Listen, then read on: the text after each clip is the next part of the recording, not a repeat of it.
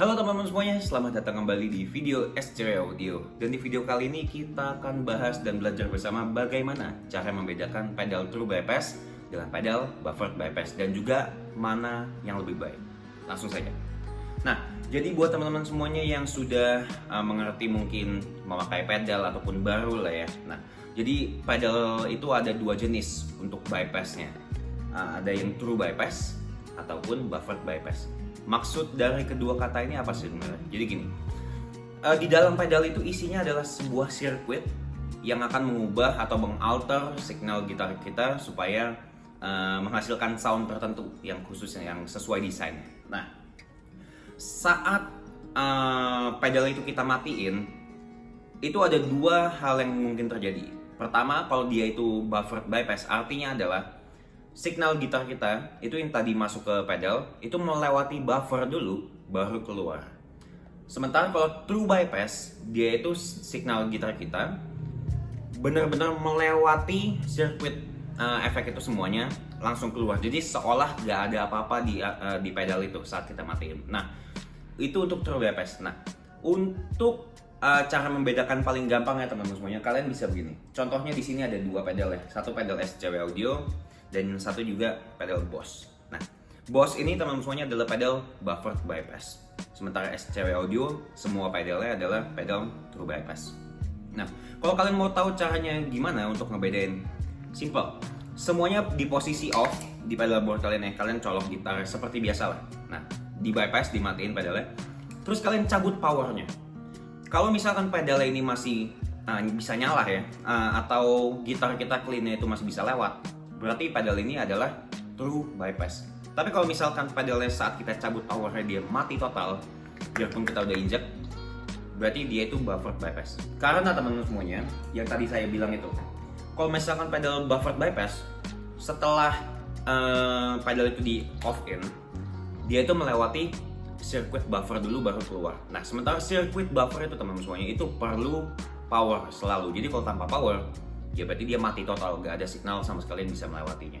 Nah, terus kalau misalkan kalian tanya, bagusan yang mana? Bagusan pedal true bypass atau buffered bypass? Jawabannya adalah gak ada yang lebih bagus. Keduanya itu kita perluin di pedal board. Jadi gini, untuk kalau misalkan setup terbaik dari saya ya, atau rekomendasinya SCW Audio, itu adalah menggunakan pedal buffered bypass atau pedal buffer beneran ya. Itu di awal dan juga di akhir. Abis itu di tengah-tengah itu kalian mau pakai pedal true bypass sebanyak mungkin. Jadi kalau bisa nggak ada pedal buffered bypass di tengah-tengah itu. Tapi kan biasanya nggak mungkin karena ada delay, ada reverb. Nah, jadi nggak apa-apa, itu nggak masalah. Cuma kalau bisa sebanyak mungkin di tengah-tengah input dan output buffer itu kita pakai pedal true bypass sebanyak mungkin. Jadi contohnya kalian pakai SCW Audio buffer mini di awal sama di akhir. Terus di tengah-tengah itu kalian pakai distortion, delay, overdrive, itu semuanya kalau bisa true bypass. Habis itu kalau ada delay sama reverb, oke lah. Nah, terus juga kalau misalkan kalian punya pertanyaan, Min, bukannya ada pedal buffered bypass yang tone sucking ya? Maksudnya apa sih? Jadi gini lah. Contohnya teman-teman semuanya untuk di pedal Behringer RV 600 atau reverb machine ini. Nah, pedal ini teman-teman semuanya itu bisa disetting sebagai true bypass ataupun buffered bypass. Tinggal kita atur aja trailnya on atau off.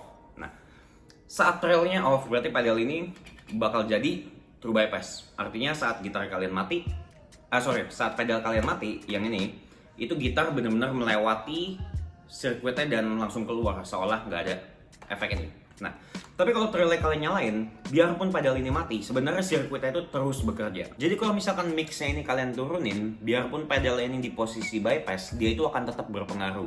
Yang artinya, kalau misalkan mixnya ini kalian sebenarnya setnya cukup tinggi, artinya clean tone kalian atau bypass signal kalian itu bakal nurun volumenya dan juga makin dark. Nah, itu yang biasa kalian bilang dengan tone sucking. Jadi pedal-pedal seperti ini, Behringer RV 600 ini yes, ini tone sucking teman semuanya. Tapi untuk pedal-pedal kayak Boss Waza dan lain-lain itu semuanya udah better, jauh lebih better karena sistemnya udah beda sama punya Behringer.